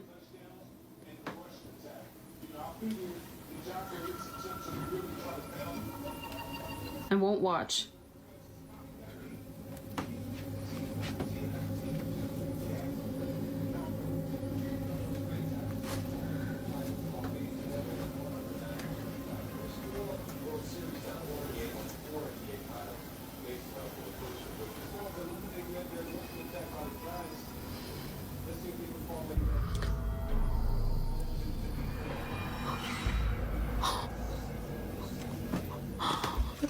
It's crazy there was a shadow. At first, Chica is freaked out by the creepy doll and walks out of the room, and the door just slowly swings shut behind her. But she goes back in and tries to get the doll to move again, and it does. There's in a the mirror, shadow you can moving clearly see the doll's hand move across its knee. But did you see it? Just before the doll's hand moves, a strange shadow passes across the wall, moving toward the old doll. So is this bizarre old antique the first doll time the haunted by shadow the shows spirit up. of one of its former owners? When she was or is it all straight just to an elaborate the doll's hoax? face, there was a shadow You as well. decide. Actually, probably from outside. Pulled under. In Indonesia, a little girl named Zaina and her brother are playing in their bedroom as the family security camera quietly records. But as the little girl crawls across the floor, something seems to pull her. Zaina's mother, who was away at work, later watches the security footage back as she records her horrified reaction.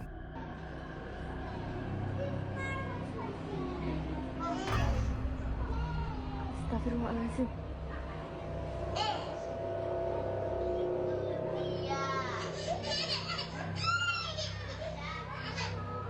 Ayah, demi Allah, kayak ada yang nyeret Jena. Demi Allah, jangan pikir ya. Demi Allah. Demi Allah, kayak ada yang nyeret Jena. Bener, astagfirullahaladzim. Nggak yang jelas. Nenek di depan. Dia mau pindahan.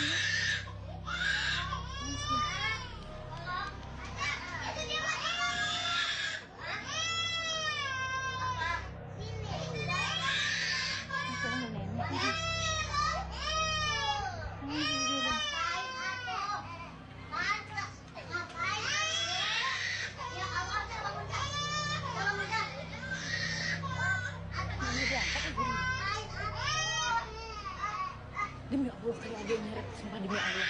Bukan dia pergi. Abang Afri.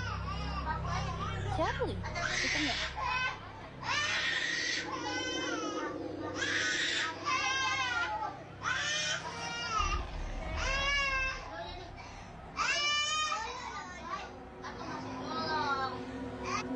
The little brother just kinda lies there staring at his phone as his sister seems to be slowly dragged under the bed. Zaina starts screaming, whether in pain or fear, it's hard to tell, but her brother barely reacts. Eventually, he calls for help and their grandmother rushes in, but even she can't pull the little girl out. A nearby neighbor hurries in to help and the two of them actually have to lift the entire bed. Finally, the grandmother manages to free terrified little Zaina and pulls her into her arms. Their mother, whose shocked voice can be heard on the video, says she has no idea what to make of it. She genuinely believes that something pulled her daughter under that bed. But what do you think?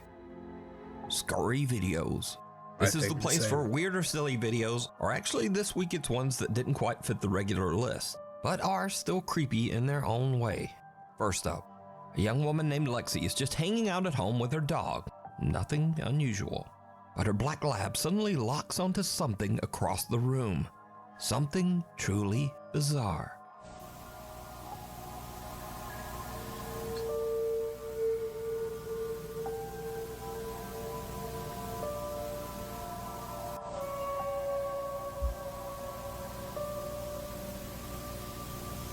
So this video was sent to me a couple of hundred times in email and on TikTok, and some of the people in the video comments are just straight up freaking right out.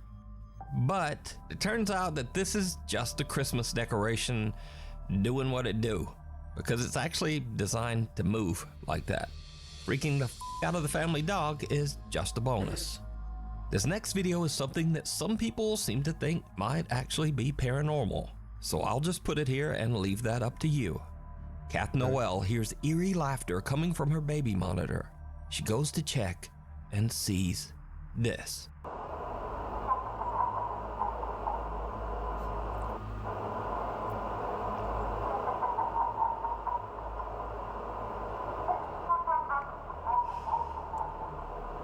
She's just dreaming. She's just dreaming.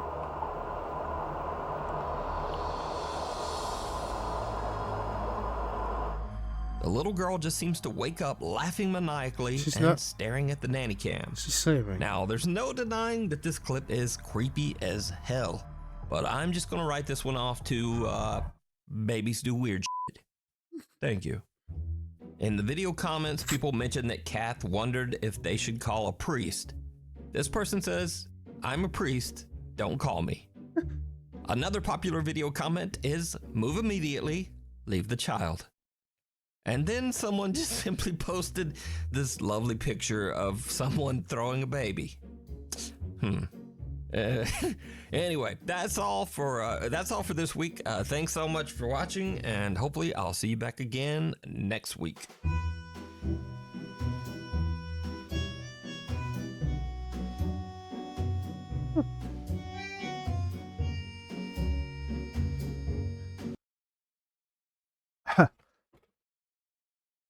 That was tough.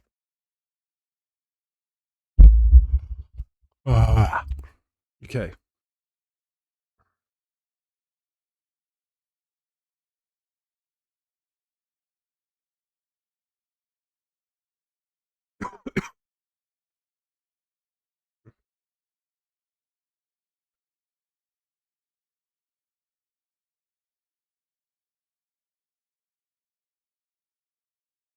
What I was gonna say something, I forgot.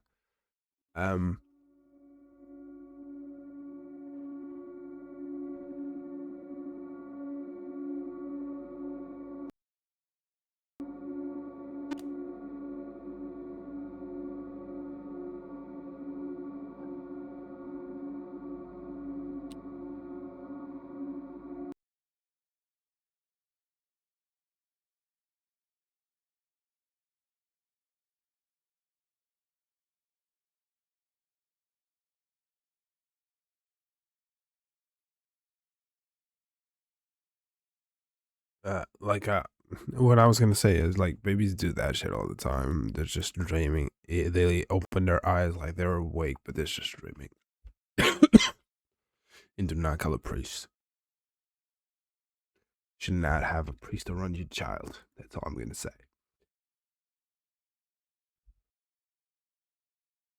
Now, we're playing this game. What up, YouTube? Welcome to Channel 4 Midnight. We're playing a spooky game.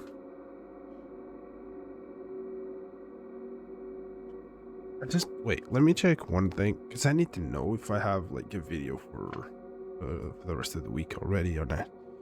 Because I posted yesterday, I mean.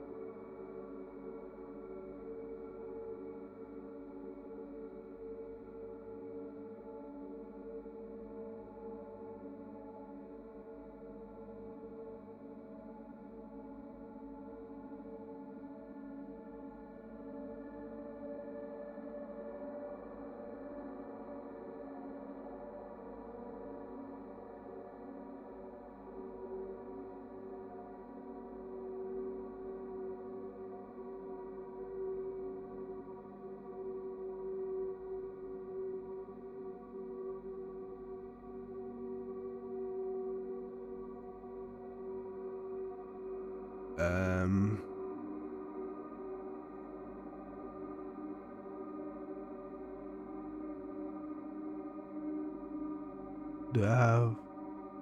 Yeah, I don't have anything for either Friday and or Sunday, so I have to make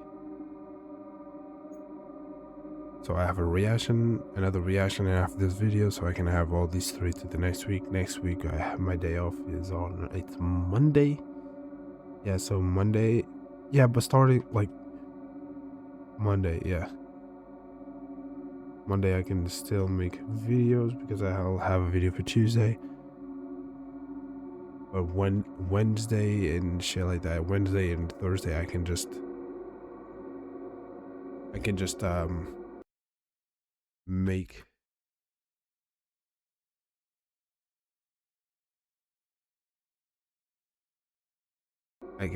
something.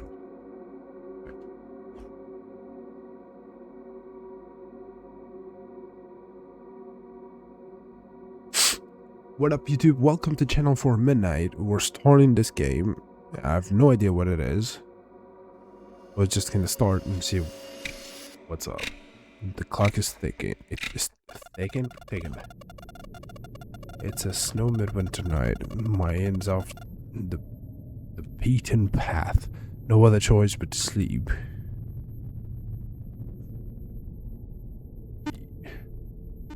Sensitivity is like really huge.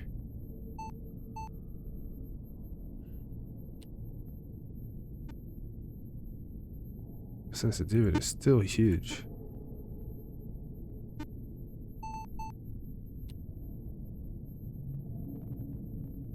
Sensitivity is still huge.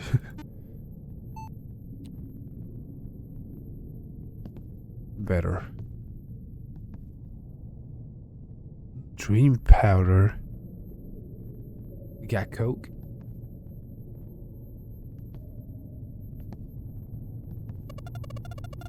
I'm not going out. I just got back. Okay.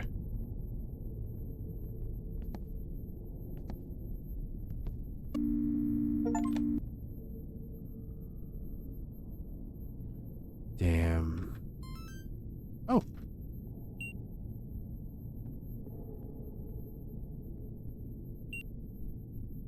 Go on.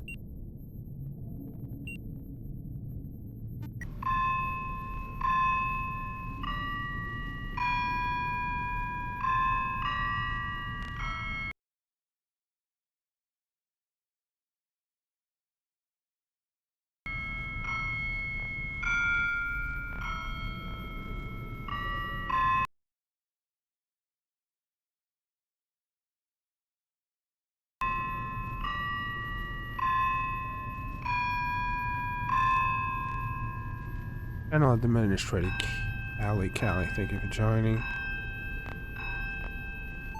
You are not in Channel 4, preferential to 10 at midnight. So please DM me if you dream is something not listed so I can update the channel. What? About dream powder. It is a magical powder that gives you the power to dream. Swallow it in one gulp and go to sleep. I only share the rest with the DM, so DM if you need it. Only when I'm lying down, so I might be stupid. Identity swapping ritual. One of the oldest known rituals for transformation. Can you shut the fuck up? Few records of this ritual remain, but is still performed annually at the Cranberry Inn during the polar night. This ritual requires a soul-body connection. By completing, your soul will shift into the body of another participant, while their soul enters yours. Okay. Not fun. I'm not into the Freaky Friday thing. The newly formed connection is fragile and prone to breaking even for minor disturbances.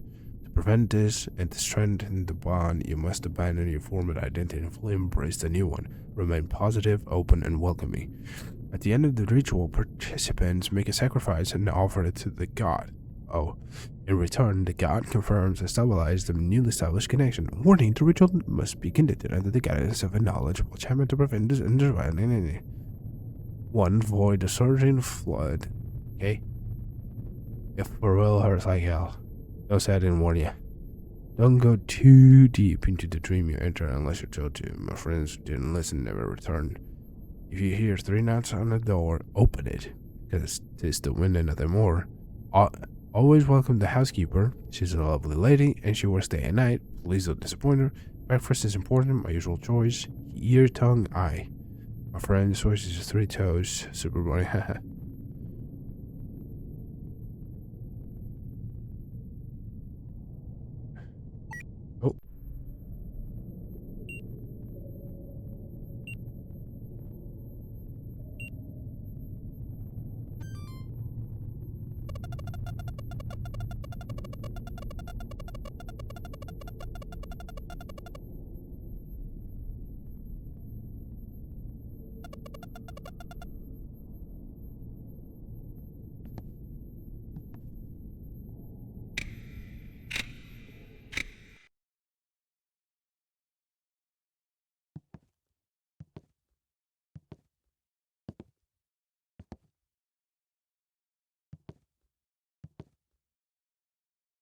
Oh, hi.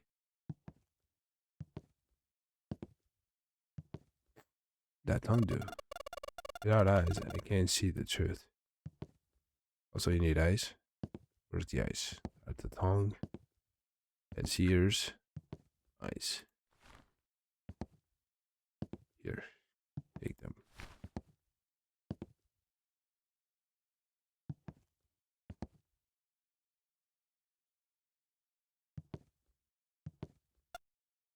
Here's the wisdom. Beware the pale maiden. Okay. Vile creature. Yea. And snares and bewitch wayward souls. Carry on my way. Leave it before adventure. Leave before the sun rises. Leave now. 34.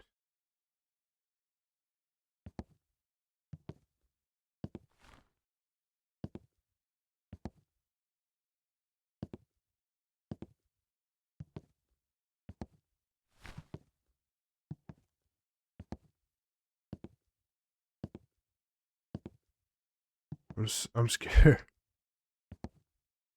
How do I leave? Do I go down? Do I go down the well? Do I go back to where I came from?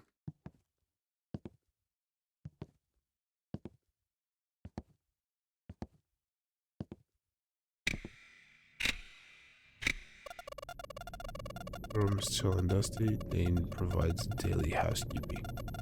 Yet until now, no one has paid a visit.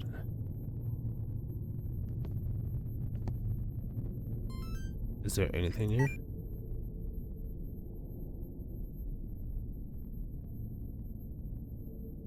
Just a call?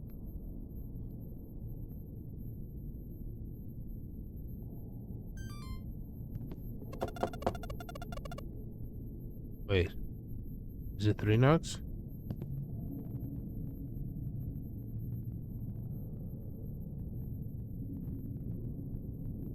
Is that 3?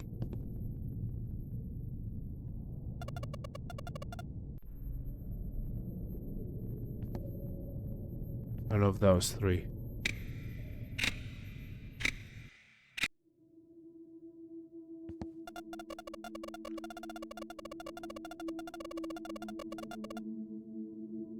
I woke up from the witching hour too. Someone's rapping? I must check. Okay, so that was 1 knock.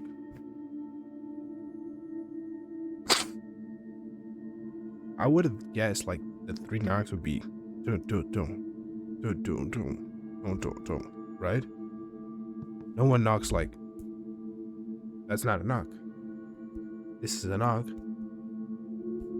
3 knocks, right?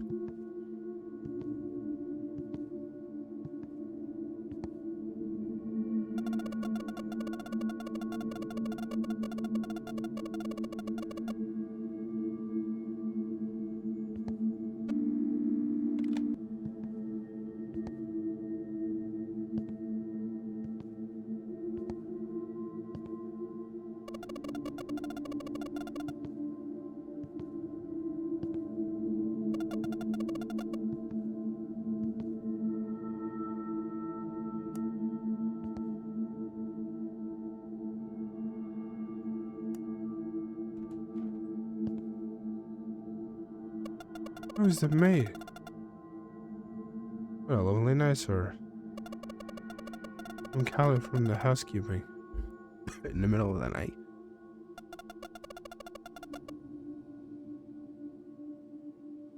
I don't know. But a lifelong name, yeah, sure. Applegate? Now allow me to explain my rude visit. Okay. Was that having a daily excursion in a yard? And I couldn't help but notice that room wasn't intended for quite some time. So I thought I should perform my duty. I need to be nice. It's important that all guests at the Cranberry Inn are fully satisfied.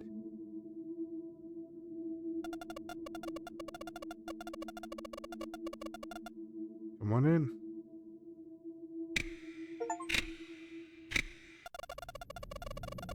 Something's off. I don't know.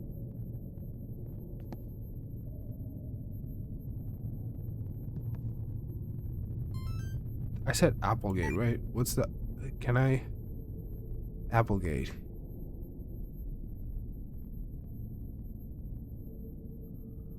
A3264. Can I call? 82364.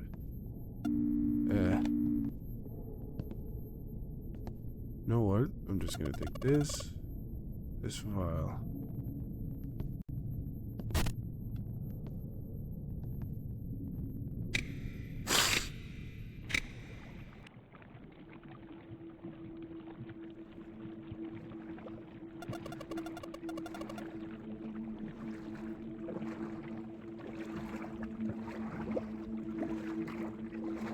Punch him. Kick him. You shouldn't be here. Kick him. Kick him. Silent night continues. Winter cold bites hard.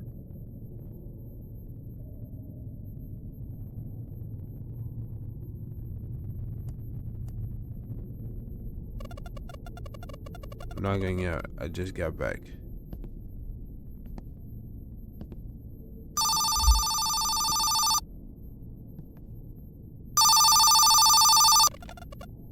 Hey buddy, who's it? Me. Who? I just wanted to tell you that we are still waiting for you. Who the fuck is calling me? We miss you a lot.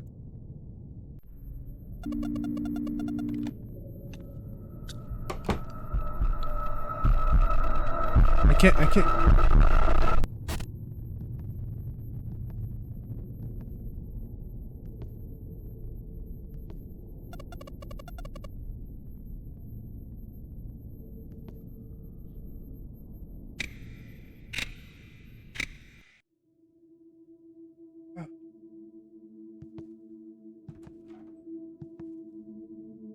Can I go? Okay.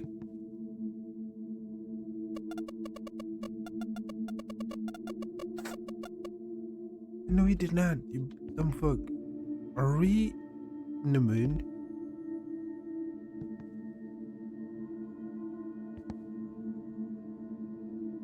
Oh.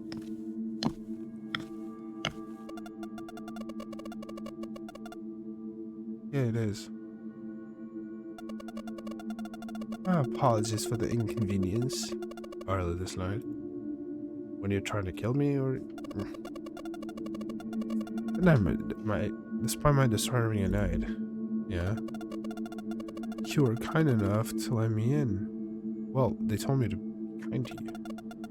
So I paid extra attention while tending to the room. Well, thank you. I appreciate you. Everything needed has been filled up. Everything unneeded has been purged off. I hope you find a room to your liking. Thank you. Oh? Why don't you go answer the call, Applegate? Yeah, sure, I'll answer. Hello? So loud. This is the front desk. Okay. We hope you're having a wonderful night. As you know. Uh-oh. What do I know? An important ritual is taking place at our Cranberry Inn. Oh. Everything should proceed flawlessly. To ensure the safety of all participants. And we've been making the utmost effort to eliminate any disturbance. However, today we've been informed. Uh-oh, what happened? that there may be an intruder in the inn. A non-guest may be attempting to participate in our ritual. Who? Please enter your ID code to verify that you are a rightful guest.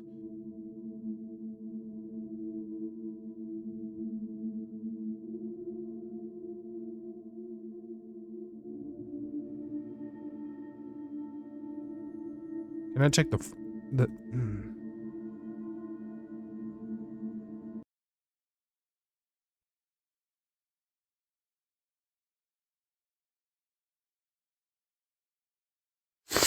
Guys, someone tell me.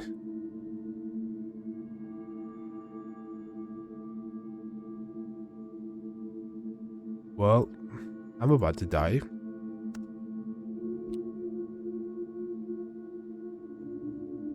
Eight 0374.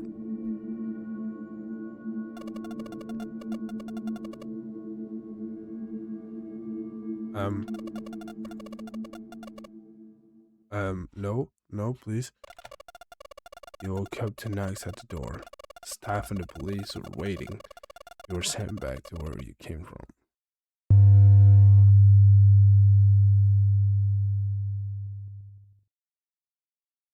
Oh my god, I failed to find salvation. Shucks.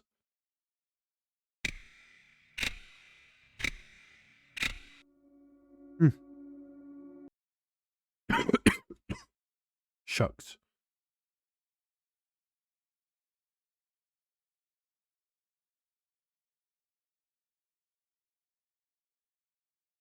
Oh, shucks. What time is it? 11:11. Oh, make a wish. Make a wish. I think that's enough.